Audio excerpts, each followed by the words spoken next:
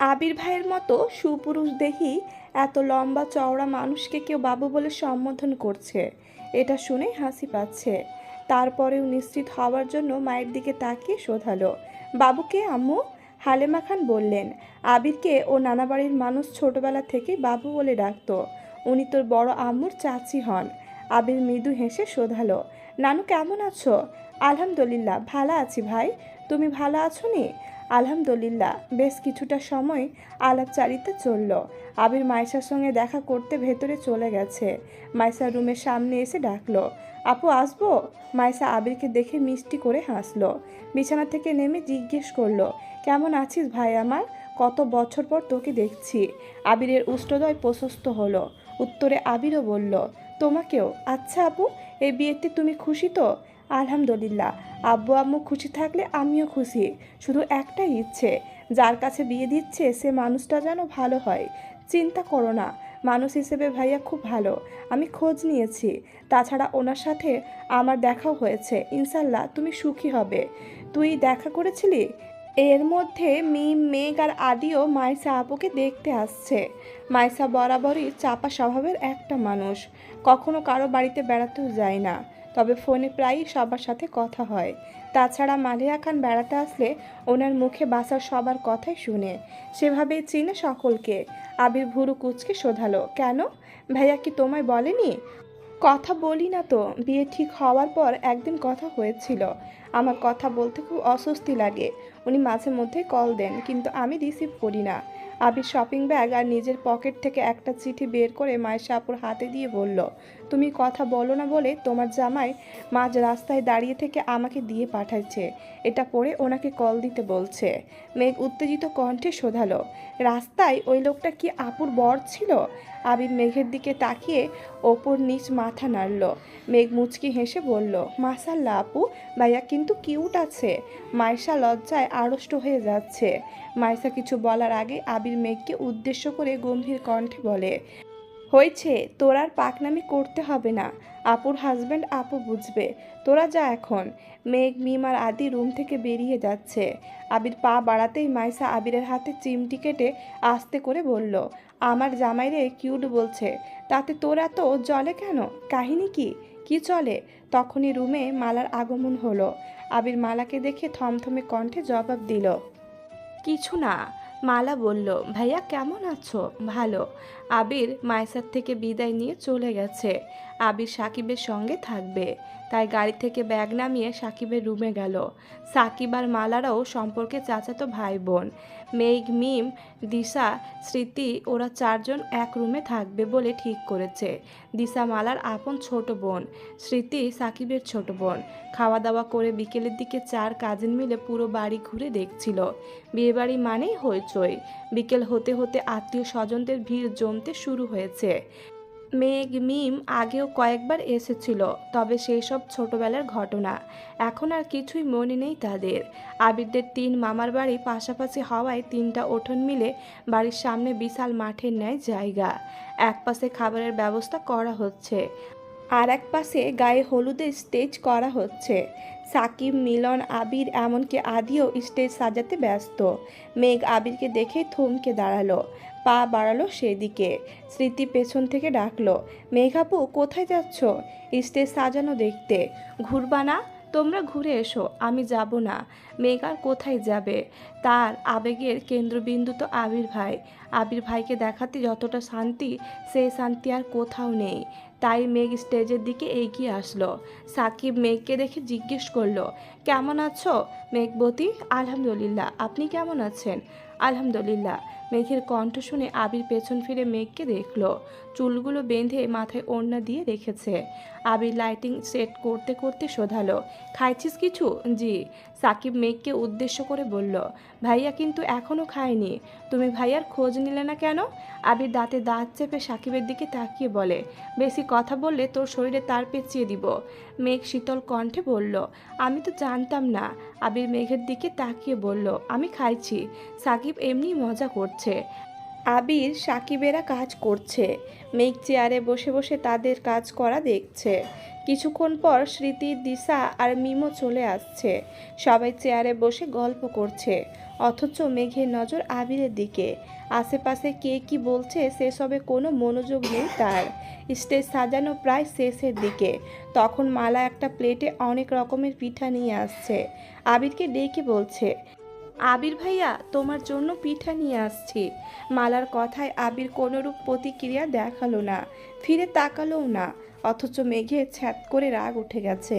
মনে পড়ে গেছে বাসায় আবির ভাইয়ের ওপর ঢলে পড়তে যাচ্ছিল এই মালা আপু। আবির ভাইয়ের প্রতি তখন তীব্র ভালোবাসা অনুভব করতে না পারলেও সেদিন ঠিকই কেঁদেছিল সে। তবে এখন তো সে আবিরকে ভালোবাসে। আবির ভাই ভালোবাসুক বা না বাসুক, অষ্টাদশী মনে প্রাণে আবিরকে ভালোবাসে। আবিরের আশেপাশে সে কাউকে সহ্য করতে পারবে না। মেঘ ভেতরে ভেতরে রাগে ফুঁসছে। মালা পুনরায় বলল, পিঠাগুলো খেয়ে নাও ভাইয়া। আবির পেছনে না ফিরেই বলল, আমি খাবো না পিঠা, ওদের দে। হাত দিয়ে মেঘদের ইশারা করলো। আবিরের কথাটা মালার পছন্দ হয়নি। আকস্মাৎ সাকিব বলল, 3 দিন যাবৎ এত কাজ করতেছি, আমাকেও তো একটা পিঠা সাধতে পারিস। মালা সাকিবের ওপর নিজের ক্ষোভ প্রকাশ করে, তুই কি বাড়ির মেহমান যে তোকে আলাদা করে পিঠা দিতে হবে? সাকিব মন খারাপ করে বলল, আজ মেহমান হতে পারিনি বলে কেউ দামই দেয় না। মালা আর কথা বাড়ালো না, মেঘের হাতে পিঠাগুলো দিয়ে চলে গেছে। পিঠাগুলো সে আবিরের জন্য আলাদা করে এনেছিল। নকশি পিঠার সবগুলোই লাভ আকৃতির। পিঠাগুলোর দিকে নজর পড়তেই দ্বিতীয় দফায় রাগ উঠে গেল মেঘের। মিমা স্মৃতির দিকে পিঠাগুলো দিয়ে বলল, তোরা খা, আমি খাবো না। আবির সাকিবের দিকে তাকাতেই সাকিব জিজ্ঞেস করলো, কি হয়েছে মেঘবতী, পিঠা খাবে না কেন তুমি? আমাদের বাড়ির পিঠাগুলো কি অপরাধ করেছে যে তুমি তাদের ছুঁয়েও দেখছো না? মেঘ গম্ভীর মুখ করে উত্তর দিল, পিঠা খাবো, তবে এগুলো না। সাকিব বলে, এই মিলন মেঘবতীর জন্য পিঠা নিয়ে আয়। যত জাতের পিঠা ঘরে আছে সবগুলো নিয়ে আসবি। মেঘ ভুরু কুচকে বলল, আমি এখন খাবো না পিঠা। মিলন শেষ হবে পাত্তা দেয়নি। কিছুক্ষণের মধ্যেই বড় প্লেট দিয়ে অনেক রকমের পিঠা এনে মেঘকে দিয়েছে। মেঘ না চাইতেও 2-1টা পিঠা খেয়েছে। আবির লাইটিংয়ের কাজ শেষ করে মেঘের পাশের চেয়ারে বসেছে। মেঘ আবিরের দিকে প্লেট এগিয়ে দিয়ে বলল, নেন পিঠা খান। আবির 2 হাত সামনে এগিয়ে বোঝালো, হাতে ময়লা, খাবে কি করে? মেঘ ভনিতা ছাড়াই বলল, হাত ধুয়ে আসুন। আবির রাজভারী কণ্ঠে বলে, কষ্ট লাগছে। মেঘ মুচকি হেসে আস্তে করে বলল, খাইয়ে দিব আমি, দিলে খারাপ হয় না। মেঘ কথাটা মজা করে বলেছিল। আবির ভাই যে এভাবে রাজি হয়ে যাবে এটা ভাবেনি। আবিরের পছন্দ মতো কয়েকটা পিঠা খাইয়ে দিয়েছে। হঠাৎ আবিরের চোখে পড়ে বড় মামার সঙ্গে আবিরের আব্বু বাড়িতে আসতেছেন। আবির মেঘকে বলে, আর খাবো না, তুই খা। আবির তৎক্ষণাৎ চেয়ার থেকে উঠে স্টেজে চলে গেছে। স্টেজের বাকি কাজ করছে। আবির ভাইয়ের আকস্মাৎ পরিবর্তন দেখে মেঘ ভুরু কুচকে তাকিয়ে রইল। মনে মনে ভাবছে, এই ব্যাটার সমস্যা কি? মাঝে মাঝে মনে হয় ওনার মতো রোমান্টিক মানুষ এই পৃথিবীতে আর একটাও নেই। আবার মাঝে মাঝে মনে হয় ওনার মতো পাষাণ আর একটাও নেই। উনি এমন কেন? আলী আহমেদ খান মিম আর মেঘকে দেখে হাসি মুখে প্রশ্ন করলেন, তোমরা কখন আসছো? বড় আব্বুর কণ্ঠস্বরে মেঘের ধ্যান ভাঙে। মিম স্বাভাবিক কণ্ঠে বলে, দুপুরের দিকে আসছি বড় আব্বু। আবিরের বড় মামা শোধালেন, খাওয়া দাওয়া করছো নাকি শুধু পিঠাই খেতে দিচ্ছে তোমাদের? মেঘ আলগোছে হেসে উত্তর দিল, আমরা এসে ভাত খেয়েছি, এখন আবার পিঠা খাচ্ছি।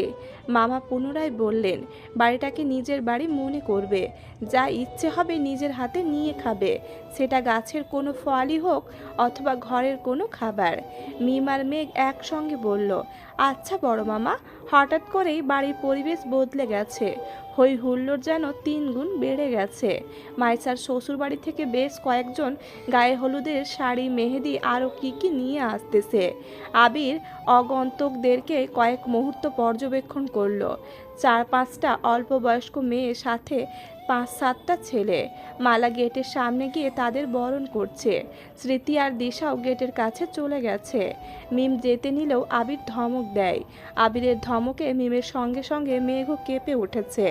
আবির মেঘ আর মিমকে উদ্দেশ্য করে বলল, তোরা এখন রুমে যা। মেহমান যাওয়ার আগ পর্যন্ত তোদের এক বোনের ছায়াও যদি আমি দেখি তাহলে খবর আছে বলে রাখলাম। মেঘ মাথা নিচু করে বলল, আপুকে হলুদ লাগাবো না? আবির বিরক্তির স্বরে বলল, রাতে লাগাস, এখন যা। মেঘ আর মিম দুইজনেই মাথা নিচু করে একে অপরকে অভিযোগ জানাতে জানাতে রুমে চলে গেছে। এতদিন তানভীর ভাইয়া এমন করেছে, মিম আর মেঘ দুজনকেই অতিরিক্ত শাসনে রেখেছে। এবার তানভীর আসেনি তাই ভেবেছিল একটু আনন্দ করবে। সব আনন্দে আবির ভাই পানি ঢেলে দিল। সন্ধ্যার পরপরই মেহমান চলে গেছে। মাইসা আপু মিম আর মেঘকে খুঁজে না পেয়ে দিশাকে দিয়ে ডেকে পাঠিয়েছে।